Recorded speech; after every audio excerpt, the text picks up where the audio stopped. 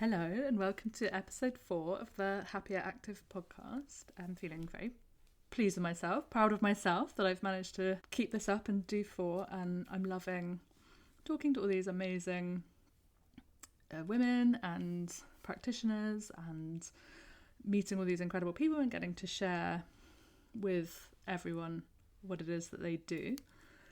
So I'm super grateful to all the people who come on and for people listening and giving me the space to do this.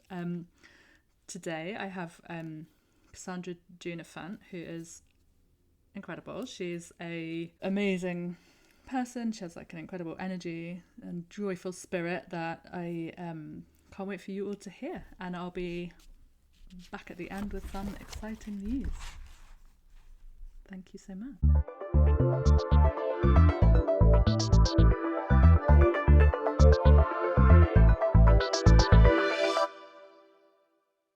There are many ways to find your path to better health and happiness, and what works is really individualized to each person. So my philosophy is that most people are more likely to find that if they're active participants in their own journey. So this is a space for people to start exploring some of the rich and varied areas in which there are to practice. And so you can start thinking about what resonates with you and discover new or different practices to either start or deepen your health journey. And today I have Cassandra here. Hi. Hello. Nice to see all of you guys. Yeah, glad to be here. Thank you so much for the invitation, Ellie. Yeah. Well, I love all things health and wellness. So my name is Cassandra Juniphant. I'm the founder of Oriara. I'm also the creator of something called the Body Ministry, and I consider myself a self-care alchemist, which is, taking our regular everyday self-care practices and transmuting them into something really powerful and magical to kind of fuel our lives and fuel our ambition and fuel that inner goddess, right? But we could touch on that more later. Um, but my journey started, I guess, around 12 years ago. When, like a lot of women, I struggled to lose the baby weight. I just really had a hard time. And Mm-hmm. I was actually doing jumping lunges one day, like trying to make funny faces so my little infant son would laugh while I was working out like 4 o'clock in the morning one day. And Yeah. I dislocated my knee and I was furious. And so I went to Google and searched ways to exercise without hurting my knee. And I stumbled across bodybuilding.com and I was fascinated. Like I'd never seen women look like that before. I was like, oh my Mm-hmm. gosh, this is amazing. So my next search was to find a coach. And I found one coach within like 10 miles of me. The next closest coach was over like 50 miles away. So to me, I was like, this is a sign. This is a clear sign. Now, I was broke, really couldn't afford coaching, didn't know what I was doing, but I was like, this to me, I felt the pull, I felt a call. Mm-hmm. So I ended up being a bodybuilder. I competed for 5 years. I went pro in 2016. And on that journey, like a whole new world opened up to me, a whole new world. It literally is like my origin story for who I am today was struggling to lose the baby weight and falling into bodybuilding. So I remember one day I was in the gym getting ready for a show. It was peak week, and this is the week before you hit the stage, and it's an intense week. Mm-hmm. So I'm intentionally dehydrated. Like you need to dehydrate your body so your muscles pop. I'm not eating any carbs, at this point. Like I'm literally dying in the gym trying to get through this workout. And I remember hearing loud and clear all of a sudden, source, God, spirit, the universe, whatever you believe in, spoke to me loud and clear and said, this is what we came for. And I immediately got a download and I knew really, really clear that having a body was like the whole purpose of life. It's the whole reason, spirit leaves non-physical to come into the physical body. And Mm-hmm. so, me dying to get through that workout and that ache in my lungs and the ache in my muscles and the sweat on my body was a beautiful thing that source, God, got to experience through me. Everything became like crystal clear. And I fell in love with the body. So I went on then to become a certified personal trainer, a yogi, studied nutrition, martial arts. I competed for a little while. I owned a gym. I just went down this rabbit hole and I was like, give me more, give me more. What else can I learn about this body? Like, why do we have a body? Like, what else can it do? It was this really innocent curiosity and fun that I was Mm-hmm. having in learning and discovering my body. And that was 12 years ago. And I've been really consistent since. And a lot of women had asked me about, my consistency. Like, how are you so consistent? Because this is not like my background. I have no athletes or physical people in my family. Everyone in my family is Mm-hmm. overweight, diabetes, heart disease, depression, like all of the things, right? Like I am the one in my family. And people are like, how? How are you doing this? How is you make it look easy? And to a certain degree, it does feel easy. It feels effortless because what I'm paying attention to and where my energy goes and what my focus is on is respecting the divinity of my body. Like I'm really, really clear that source spirit resides right here. I'm really, really clear about that. And so everything I do then is in honor of that. It's an honor and a respect and a sanctity and a reverence for the fact that I'm giving spirit and experience through my body. And any place the spirit dwells is sacred, right? So everything I do with my body, eating, sleeping, drinking, thinking, driving, everything becomes a spiritual practice because it has to do with my body. And that makes it effortless for me. That makes it easy for me. It's not about trying to get ready for a vacation or a reunion or a birthday or these Mm-hmm. material moments that we have, and we lose interest as soon as that thing goes. I have a continuous interest in my body because I'm still alive. Spirit's still here, like we've got work to do. We've got work to do. And it makes me really excited to like think about it and to look at it and to have that relationship with myself in that way. Oh, I actually love that. That's great. I love it. It's so interesting, isn't it, that when you find the thing that like works for you, or that and there's that click, that everything else kind of can fall into place. That Yeah. because it just, like you say, then it's the whole thing, and you've kind of because it's so all interlinked. Yeah, it is interlinked. Like I don't see a separation, and it's interesting because I talk a lot about health and wellness and fitness, and Mm-hmm. and people want, I think, answers sometimes that are, tell me what to do. These tactical, what's the meal plan? What's the perfect diet? How many squats do you do? Or like I think they want those kind of answers, and Mm-hmm. I could give you some of that, but the truth is, what really works is the spiritual connection. Yeah. That's what works. Like that is the thing. It's truly coming into awareness and appreciation for who we are. I think as soon as we can appreciate that you are divine, like you are so divine, you are so special. Like when you can really come into that and sit with that and appreciate that and believe that, That's the really hard bit. exactly, believe it. But it changes how you want to treat yourself. You're not going Mm-hmm. to want to treat yourself sacred when you don't see yourself as sacred. And so, yeah, I cannot ever have a conversation about health and fitness and well-being without tying it back to the spirit. Like I just can't do it. It doesn't make sense to me anymore.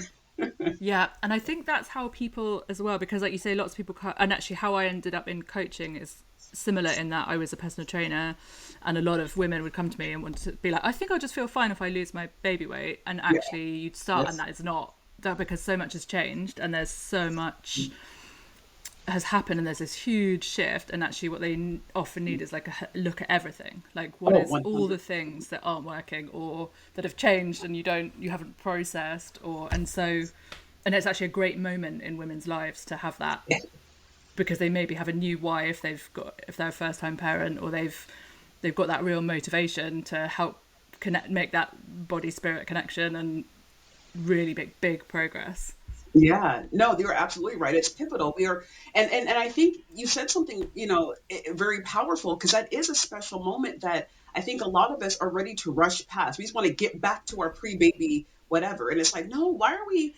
That's a Mm-hmm. really beautiful time, and we don't sit in it. We don't sit in it and appreciate it and respect it and get inquisitive about it. And I think that if we were to do that more, yeah, there's like this huge rush to kind of get back to some place, and it's like it will never, even if you technically get back to that size or to that weight, your life was, you're not that same woman.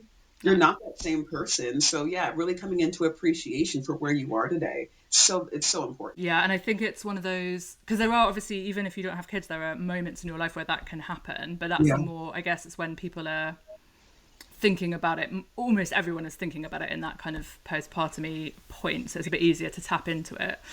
Um, but it is, yeah, it's that holistic thing. And because I often think, actually, what you were saying before, when people come, they're like, oh yeah, I just need like to know what exercise plan to do or what meal plan, and often you can't give that because it's so individualized. Because the start is like, well, do you cook? Because that's quite important to know what you can eat, because there's no point in me giving you a meal plan if you're not going to make it, or you don't like fish, or you don't like, Yeah. it's so much Yeah. more complicated than Yeah. just here's a thing that I've already got. Yeah, exactly. And that's frustrating for people for some reason. It's like we Hmm. want to outsource that decision making. We want to outsource that accountability almost. It's like, well, if you give me a meal plan that it was off the shelf or you use for somebody else and it doesn't work for me, well, then I can be mad at you, right? It's not about me. Your meal plan didn't work.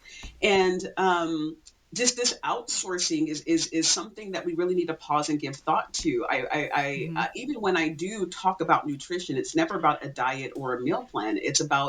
Um, it's about understanding like food and the relationship with food, and from there you can go inside and ask yourself questions about what's going to work for you and make it Hmm. personalized and individualized, for you and your circumstances and your situation. There is no one size fits all for anything. I always tell people all of the diets work. Every single one of them. It's just, do Hmm. you stick with it long enough and consistently to make it work? Every single exercise program works, but are you going to stick with it? That's the Yeah. thing. So it's never about the diet or the exercise. It's about you and what works for you. And then the Yeah. consistency will lead to the results. Yeah, I totally agree. And that, so I do these like monthly challenges, and my February one, that one of the things is make your exercise something that you enjoy every day, because, and I think I've Yes. actually looked on your Instagram and saw you talking a bit about this as well. But so many women, especially, but I think men as well, but have kind of built up exercise to be like punishment, and then when they're not making progress because if you're not enjoying it, that you're going to hit that wall much faster, because you're going to stop as soon as you've done the whatever you've decided is your minimum. You're going to be stressed, so it's not going to have the same effect on your body. And that trying to find the things you actually enjoy. Yeah. Yeah.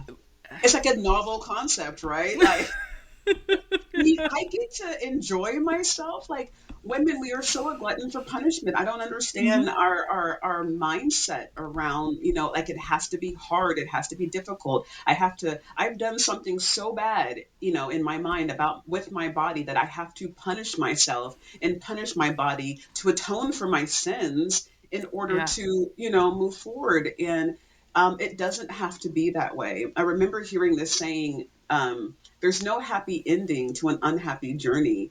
And that was one of those moments that also kind of clicked for me. It's like, I need Mm. to enjoy it all. It's not just about arriving, and getting there. I need to enjoy every moment of the process. And we're allowed to do that. For whoever's listening to this, who let me give you permission to feel free to say no to anything that sucks, that you hate, and say yes to the things that set your soul on fire. And don't say, I already hear somebody saying, well, I don't like anything, because that's just not true. You do like something. You just haven't given yourself permission to explore it yet. When I got into bodybuilding, it was such a new world for me because everyone I knew was doing triathlons. Everyone Hmm. was a runner, a biker, or a swimmer. I hate all of those. Well, I like swimming, but I don't do any of those things, like not as Hmm. a sport, right?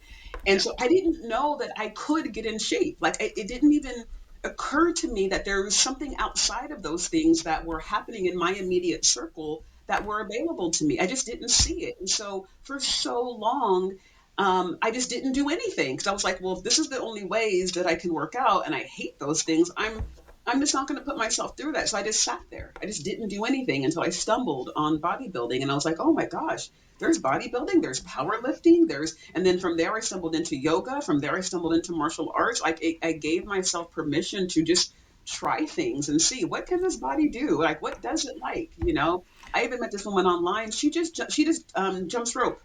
That's all she does. She jumps rope and she has the best time. She's Mm. so happy, but that is her entire workout. And I'm like, good for you. I love that.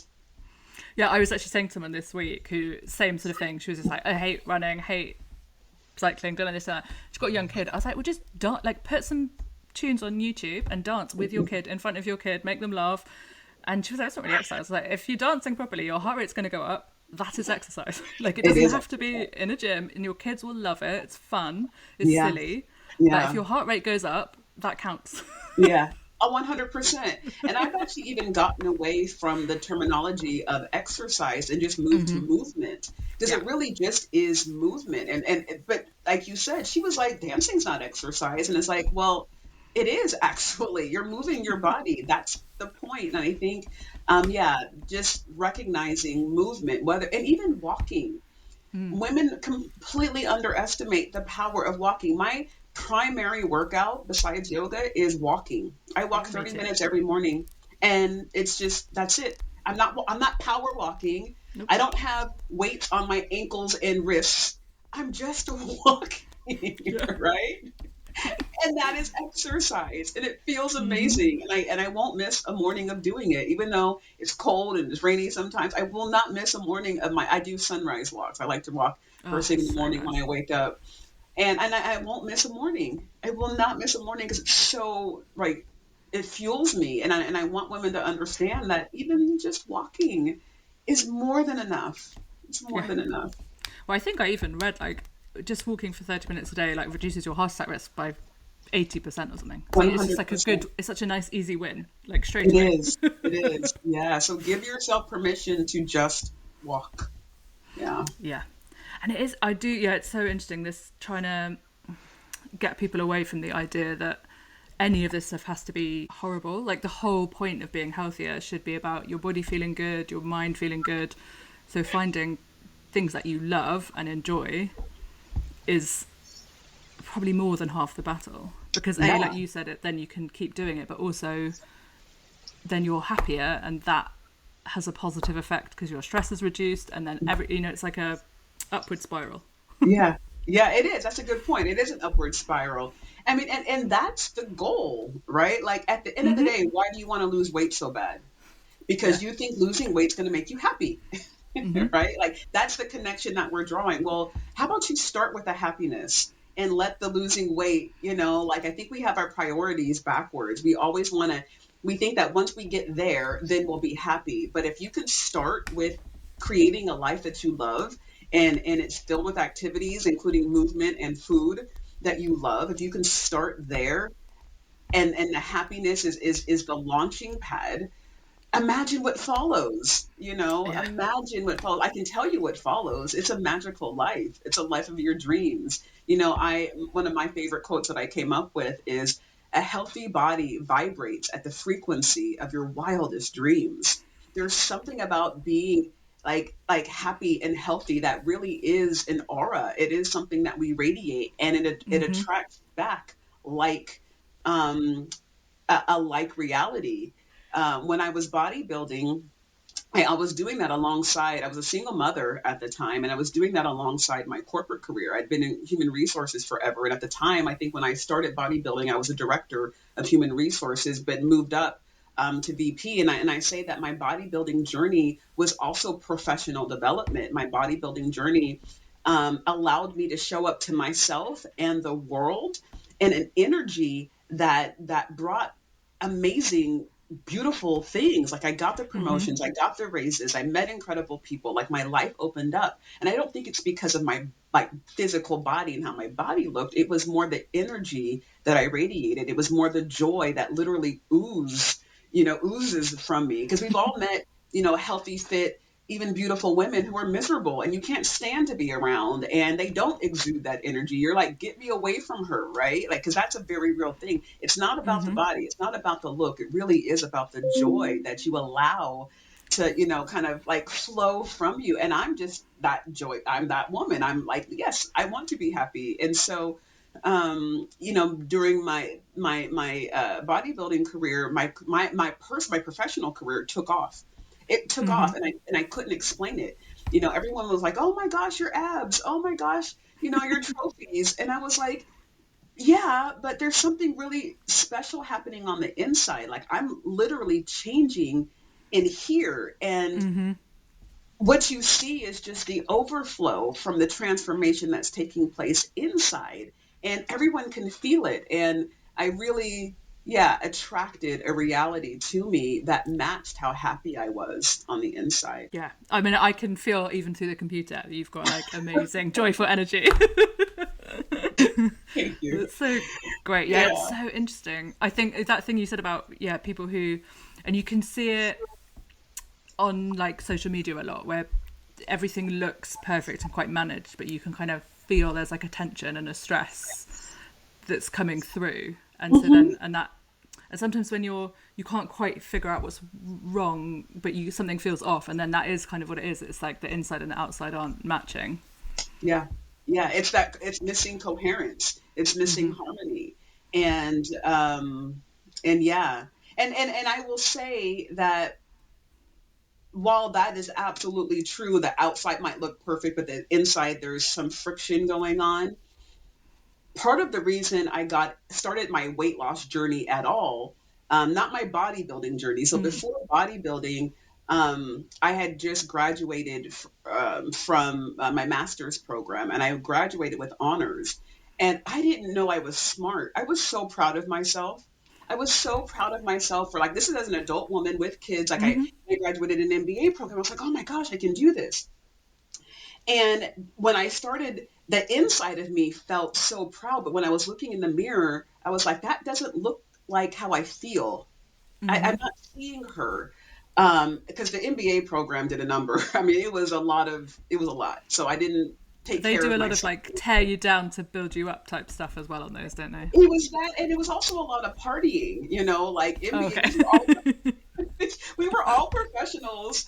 Mm-hmm. This was during the here in the U.S. We had a bubble burst, the real estate market crashed, and so all these businesses went out of business. A bunch of us got laid off. It was a wild time, so we drank Mm-hmm. and we studied. Like that was my MBA program, but Yeah. it was also intense. And so I didn't take care of myself, and so I was like, so I didn't feel good. But I knew I was smart. I knew I could affect change in my life. I knew I could do things. I was so proud of myself for the first time in a really long time as an adult. Mm-hmm. And I was like, I need to make the outside begin to get in alignment and have more harmony between what I know I can do in here and up here with how I'm Mm-hmm. seeing myself. And so that was actually what started the journey. Now I started doing like videos at home. I don't know if you've heard of beach body before, but I was doing like beach Yeah. body videos at home. And then I actually ended up getting pregnant. So that kind of delayed but I got pregnant and it was with my second child that I struggled to lose the baby weight all that time later that started the bodybuilding journey. But I say that to say that harmony between your internal and external self is a real thing and it works Mm-hmm. both ways, right? I just remember feeling like I didn't want to look like a supermodel or anything, special like that. I just knew that I could affect change. If I could graduate with honors from an MBA program, I can lose 10 pounds. I know Mm-hmm. I can. And that was kind of what I was thinking is like, I can do this. I can do this. I just believed in myself for the first time. And I wanted to bring my internal awareness of my ability to affect change. I wanted to bring that into harmony with my external. Yeah, that's Yeah. so interesting. And it's so funny, isn't it? Because probably when you were doing like beach body stuff, like if they'd said like, oh, in 5 years you're going to be like ripped, you would have Would been have like, nah, that's not never, what I'm. No, would I don't have want to be ripped. I want to be never. toned. I couldn't even make it through those videos. I remember watching the people in the video saying, how are they doing this? Who are you? Like I Mm-hmm. couldn't make it through them. Like I was not in physical shape at all.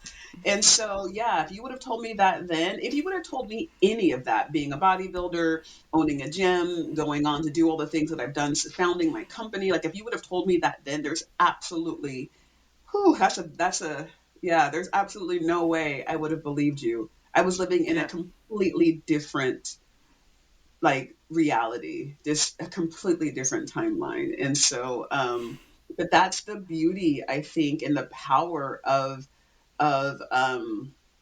taking care of yourself.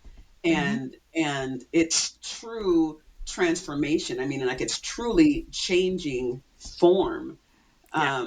And I think, part of the power, a lot of people experience these types of transformations when they start to get fit, when they start to exercise, when they start to care for their health, because it's like at its core is it's very clear, direct identity work. And Hmm. any sort of changes that we want to make, it's that identity work, it's that internal work that has to be done, that allows us to truly step into a new version of ourselves. And so when you start Hmm. working out, when you start eating healthy, you are changing who you are on the most fundamental level. It's like people like us do things like this, right? Like we Yeah. So start to. I used to be in a run club, and that's actually how I started with fitness. And I did like they did like a couch to 5K program or whatever. So I started, and you're just walking for 2 minutes, running for 30 seconds, walking for 2 minutes. It's really gentle and it builds up. And what they always said in that program is that people come and they're like, oh, I think I might be interested in being a person who runs. And then the ones who carry on afterwards, by the time they've gone through that like 8-week program or whatever it is, at the end are like, oh, now I'm a runner. I'm a runner. Not like a person who occasionally goes to run club. And That it's like shift that. is everything. Yeah. That just how you exactly what you said. I am a runner, not a person who runs. That shift is everything. And so anyone who's listening, like if you're working out and you don't consider yourself to be a gym girly yet, or you don't consider yourself to be yeah, you absolutely are. And you need to start thinking about yourself that way and referring to yourself that way, not Hmm. just someone who does this. Don't be humble about it. Don't be humble Well, and about it. then, because that's what I would say, then on a bad day, it's not like, oh, well, I'm just someone who occasionally does this. Because if you're like, oh, I am a runner, then even on a bad day, be like, oh, because I'm a runner, I have to go for the run. Or whatever your exercise is. Yeah. Or even if you end up missing that day, you're not beating yourself up because Hmm. you identify with you're still a runner, even on Yeah. that day, for whatever reason, life happened that you couldn't make it to your run, right? Yeah. And that's an important shift versus a person who works out or runs occasionally and then you miss a day and you're like, well, there it goes, I'm done, Yeah. and you feel like you got to make it up, or you got to feel like you got to do extra or double to somehow, atone for your sin of not running the day before. So yeah, Yeah. it's core. Yeah, it is. It's identity work, and I think letting it be that is a very powerful shift Hmm. in your life, and again, it opens up doors that you probably otherwise wouldn't have stepped through if you had not begun to do that identity work. Yeah. So I work with a lot of people who don't, when they initially come to me, they do not like exercise. They don't, they might have had a tough time at high school with Yeah, exercise, like a lot of women have, or in their 20s. yeah, And so I try and do a lot of work with people like at home or outdoors, because a lot of, especially women, do not like gyms, yeah. because they feel intimidated by them. Have you got any like advice around that for people? Well, I think what you're doing is fantastic. I start off at home in my garage, and Hmm. even these days, I mostly work out at home. I don't really even go to, even though I love the gym, I feel very comfortable there. It's not a necessity. I don't Hmm. really go there, but I will tell you though. Well, one, let me back up. So what you're doing, I think, is fantastic. I think working out at home and at the park, I did a lot of park workouts because I had kids. I was a single mother, and that Yeah. was going to an outdoor boot camp was literally like the only option sometimes because I needed to do something with them. I didn't have, childcare or whatever. So I think all of the solutions that you have found are perfect. And I would encourage women to give themselves permission to let it be an at-home workout and give Hmm. yourself permission to go to the park and recognize that that's just as valid as going to the gym. Now, with that said, going to the gym is going to be important just because you're afraid, not because the gym holds any power, in it, that you can get the same dumbbells at home, you can get the same Hmm. kind of workout at home, but you have to get past the fear. So if anyone feels like, oh, I can't do that because I'm too intimidated, I'm going to say you need to go just to get over that. Just to get over Hmm. that, make it, and then once you get comfortable, you can poo-poo it away and say, I've been there, I've done that. I prefer to work out at home, right? And let that be. But what I promise you that it took me a while to understand is that most people at the gym don't know what they're doing. You're not Hmm. walking into a place like full of experts. Even though they might look that way, even though it might, feel that way, I guarantee there's people in there who don't know what you're doing. And the gym just so happens to be one of the most nurturing environments I've ever been in, like, and someone who was, the OG at the gym, who was, consistent. Everyone knew me. I knew everybody. Like, I was always there.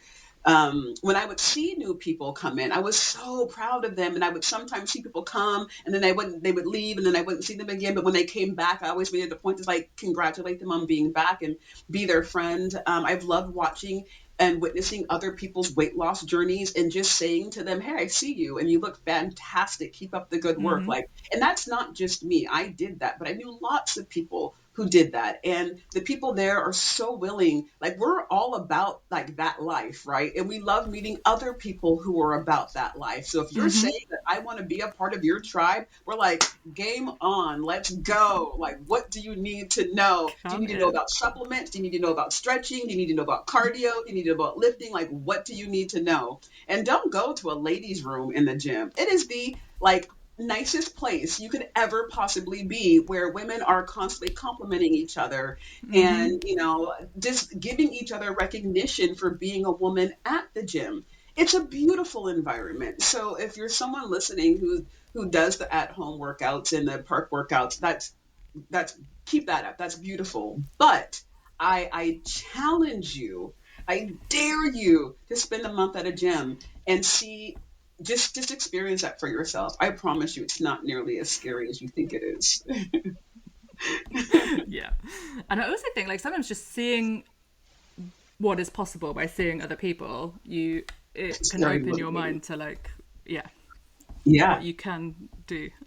100%. It's very motivating. And there's women, I remember seeing women at the gym who I thought, were these goddesses. And then, one day you see them trot in with a couple of kids behind them, taking them to the little daycare in the gym. And I'm like, you've got children? Are you freaking kidding? Like, because you just wouldn't know. You assume Yeah. she's, single and childless and has a maid and she has, you just make all these assumptions. She's a Yeah. driver. You have all these assumptions in your head about how good other women have it and, Mm-hmm. why they look the way they do, only to find out that they're a regular mom just like you. And I think that was one of the things actually that made me fall in love with bodybuilding, is that I remember, you know, uh, getting behind stage at those shows and not knowing what to expect, obviously, because when I first started, I didn't know, but thinking or anticipating, expecting it to be like this kind of cutthroat, protect yourself environment, because we're Mm-hmm. competing against each other. We're about to all hit the stage and try to, like out show each other. So I thought it was going to be competitive, but you would not believe how beautiful it is. It's like a sorority That's behind so the good. scenes at those bodybuilding shows. We're all sitting around. We are in different states of dress. We're helping each other with our makeup. We're helping each other with our hair. We're sharing jewelry. You actually have to glue your butt into those seats, and we're helping each other glue our Gosh. butts into the seats. You have to get spray tanned before you hit the Mm-hmm. stage, and we're helping each other with the spray tan. I mean, it is, and the women there, their wives, their mothers, their doctors, their cashiers, they're literally every economic background. It's like the United Nation of like amazing women behind the stage at those bodybuilding shows. And when I realized that, I was like, I have a place here. I can do this. I really Mm-hmm. did think that the women that I had seen on bodybuilding.com had like maids and nannies and all of these things in order that enabled them to do these amazing things. But no, these were just regular working women just like me that were figuring it out. And I'm still friends with many of those women on social media today, because of course we're backstage exchanging IGs and, hyping Yeah. each other up. And those relationships have continued, through social media. But it's been really beautiful to see how we've all evolved from that really special time in our life to, whatever it is we're doing today. But I guess I share that to say that the women that you think are so unrelatable are very, very relatable. Yeah. I love that. And I think like the power of like female friendship is just like, and female spaces are often like that. And it's Yes. so like nurturing and to your soul. It just like Yeah. feeds that so much, I think. It does. And so, yeah, so again, to whoever's listening, the gym is the exact same way. If you value those female Mm-hmm. friendships, in your life, you will find them at the gym. I guarantee you, you will absolutely find them at the gym. Lots of them. Yeah, and you're almost likely to find someone, because I think like it's people who find it difficult, like finding the like accountability partners, or like someone who you can be like, actually, let's go together to that class or to go and do this thing, because otherwise I might not go. But if I know I'm supposed to be meeting you, we're going to go for coffee afterwards or whatever, it does help, that all that stuff as well. Yeah, I think it's even better than having an accountability partner that you'll go with because of exactly what you said. If one ends up not going, you don't feel like going. I think it's better to go solo and find somebody Yeah, there. I think that's, the key to finding an accountability partner if you need one is someone who's already showing up for themselves every yeah. day. Not the two of you trying to motivate each other to No, go and then exactly. Someone who already someone, goes, who'll text you and be like, "Oh, I missed you today." Like, not make you feel bad about it, but just like, "Oh, I missed you. yeah, Come back yeah. tomorrow." Yeah, yeah, absolutely. And again, you do. You find that the gym, like I said, when I was there and I would see people just all of a sudden disappear, when they finally came back, I was like, I missed you. Like, where were Mm-hmm. you? We haven't seen you for a couple of weeks. Like, you're not going to leave me again, are you? Like, you're staying this time, right? Like, Yeah. I love having those conversations and just letting Mm-hmm. women know that you are absolutely seen and missed when you're not here. Yeah, Yeah, yeah, I love that. Yeah, it's so interesting. But it is that thing of like when you find your place and your thing that you enjoy, coming back to what you were saying at the beginning, everything does kind of click into place, yeah, because if you're comfortable and happy somewhere and around your people, then because I wonder with the bodybuilding, if that first one you'd been to, everyone, it'd been like, Miss Congeniality or whatever, and everyone had been super bitchy backstage, it might have been harder to go to the next one. But then when you see, oh, I found my people. yeah, exactly, exactly. And that's the thing. It's like it was being open. I think it's not, how do I want to say this? Like it's being open to the possibility that your people Mm-hmm. are out there, or that Yeah. you, not even that your people are out there, but that you belong. Like, Mm-hmm. I guess like that you do fit into these other spaces. I think it's just being open to that. But we tend to count ourselves out really, Mm. really quickly. We count ourselves out before anyone else can count us out, right? So we don't even go.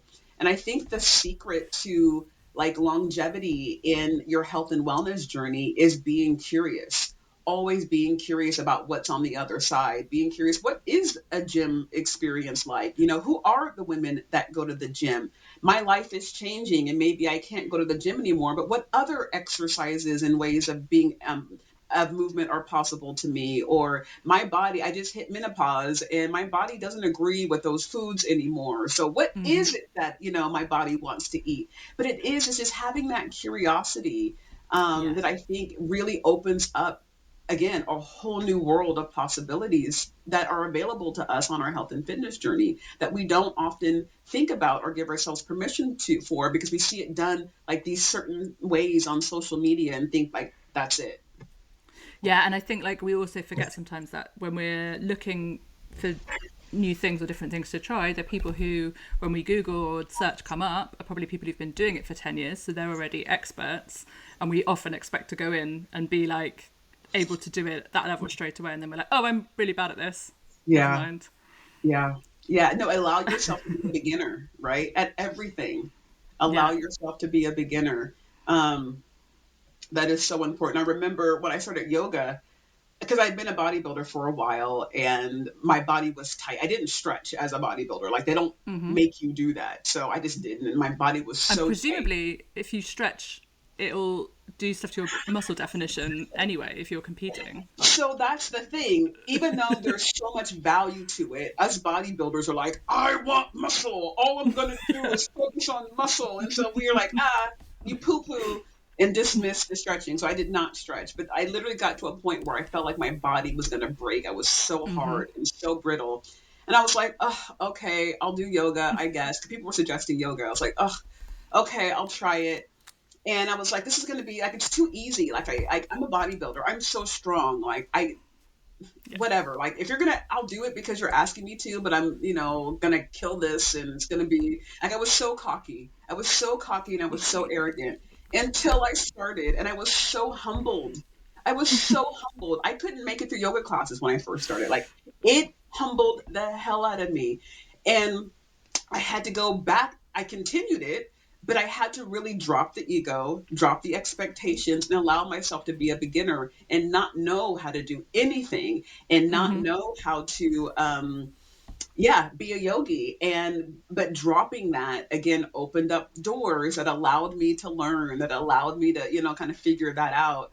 And to your point though, after I continued to do yoga, I've continued to this day, but during my bodybuilding years, it was like the last 2 years of my bodybuilding years that I was also a yogi. And to your point, yes, stretched muscles are strong muscles.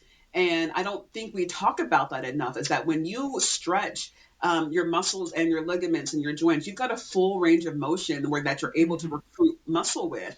And so that stretching and giving yourself that full range of motion means you're recruiting more muscle fibers are being used in the execution of that movement, which means you're getting like truly stronger. You're not cheating anything. And it ends up not just the stretching giving you more muscle recruitment, but the practice of yoga really taps into all those stabilizing muscles that do give your body a different type of definition and a different type of tonality to it, because those stabilizer muscles are so strengthened, in when you don't really get that when you're doing just straight bodybuilding and just straight weightlifting. And so it ended up Yeah. being a beautiful addition to my physique for when I was hitting the stage. Yeah. So interesting. And I can imagine from what you were saying at the beginning as well that yoga probably really suits you because it's that combination of like spirituality and exercise together.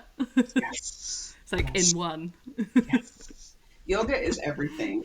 Yoga is absolutely everything. I actually just started lifting weights like last week, but up until last week, I hadn't touched weights in about a year.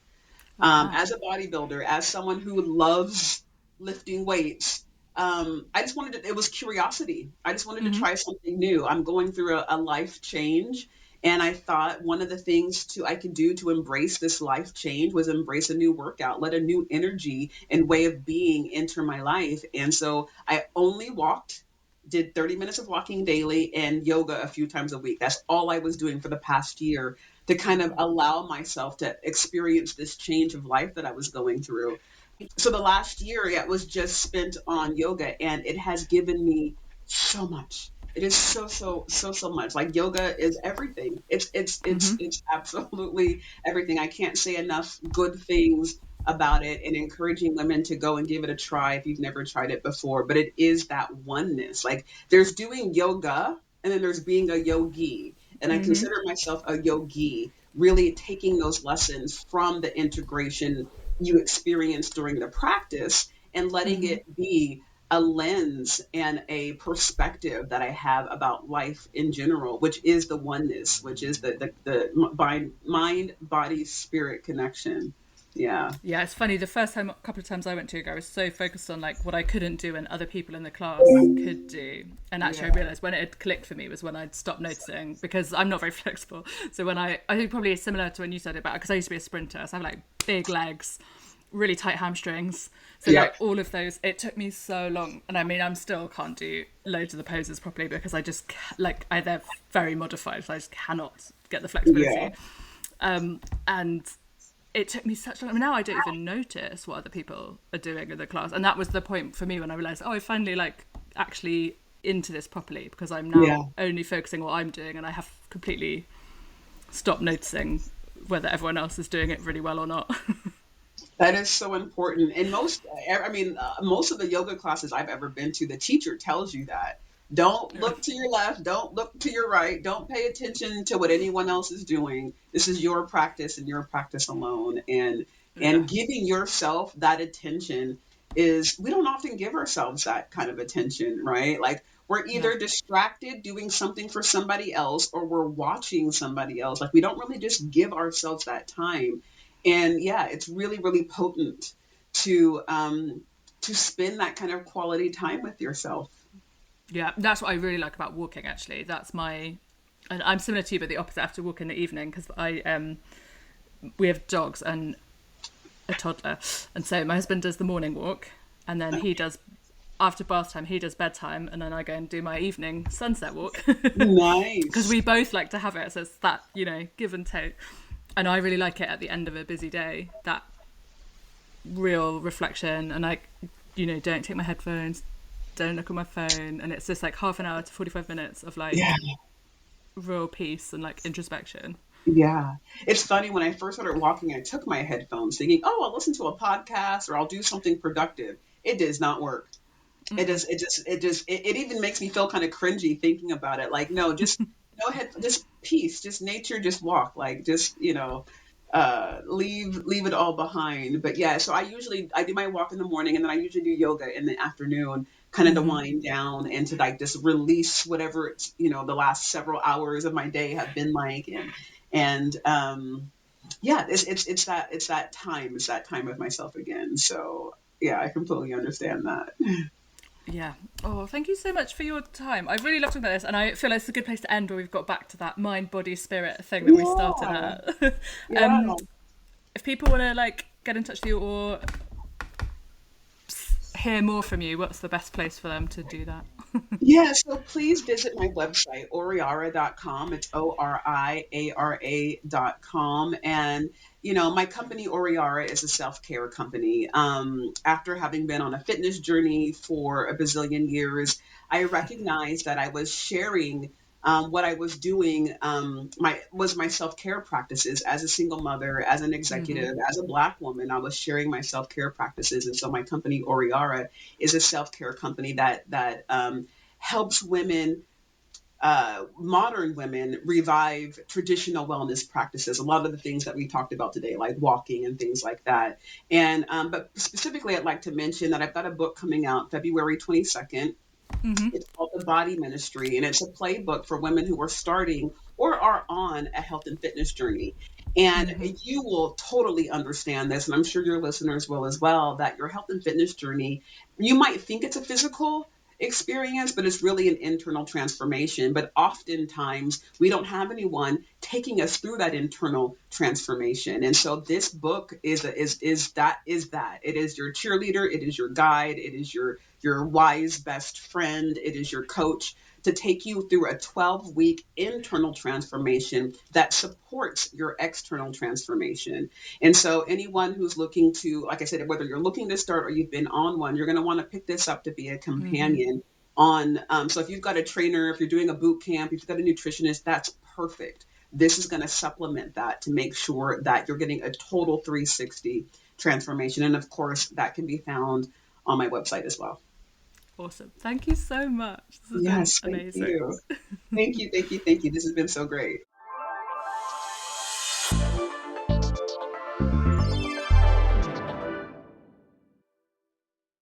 So that was Cassandra. You enjoyed listening to that as much as I enjoyed recording it. I find Cassandra to be someone who has amazing energy, and every time I talk to her, I come away feeling like energized and somehow just happier from having chatted to her. So I hope that came across. And we mentioned at the end of the episode, which we actually recorded back in January, that she had a book that came out this week, The Body Ministry. Since we recorded, she actually has launched a whole membership program to go with that called the Self-Care Collective. It sounds incredible. It's a whole community for self-care with, she described it as being, she hopes it'll be a sigh of relief for people looking for the missing bits in whatever they're doing. So if you're working with a personal trainer or a nutritionist and then there's some gaps in what you're doing, this would plug all of them. So there's going to be daily self-care, step-by-step practices that are shared, monthly workshops, challenges, and most importantly, and you all know how much I am into this, a community to be able to make connections with other women who are also interested in or people who are also interested in improving their health, in their health journey, and sharing tips and practices that have worked for them, what's been hard, what's been working, to help keep you motivated, to help learn from each other and grow and develop. And because I think Cassandra's great, I'm sure it's going to be an amazing space. It is $29.99 a month, or for the first 111 people who sign up and become a founding member, for $111 you can have a lifetime membership. So that's a great deal. It's not very many months before that's basically a free resource that you have forever. And as a listener to this, you can either the lifetime access or your first month if you just join the membership. And the code for that is Happier Active Member or Happier Active Founder, and the link to all of this will be in the show notes. And I will also put a link where you can find out more about it if you just want to know more, or get in touch with Cassandra to find out if it's right for you. But I just wanted to share that with everyone because I think it is a great resource. And I'm always wanting to share different ways you can find things that work. Have a great day.